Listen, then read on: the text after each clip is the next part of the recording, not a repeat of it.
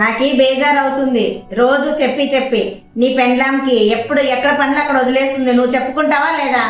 అయినా ఈ మధ్య నా మాట అంటే మీకు లెక్క లేకున్నట్లు పోయిందిలే. కాదు, 2 ఏళ్ళైనా పిల్లలు కాలేదు, నీకు 2వ పెళ్లి చేస్తాను. అది కాదమ్మా, మేము ఇంకా ఇప్పుడే పిల్లలు వద్దనుకున్నాంలే. అయినా రోజు తను కూడా నాతో పాటే జాబ్కి వెళ్తుంది కదా, తను కూడా జర్నీ చేస్తుంది కదా. అలసిపోయి ఇంటికి వచ్చినప్పుడు పని కొంచెం లేట్ అవుతుంది. దానికంతా ఎందుకంత కోపం చేసుకుంటావు? ఆహా, అర్థమైందిరా. పెళ్ళాం మీద గయ్యగా వాళ్ళతో గంజి మోసే రకము. పెళ్ళాం మధ్యలో పెట్టుకోలేని సన్నాసి.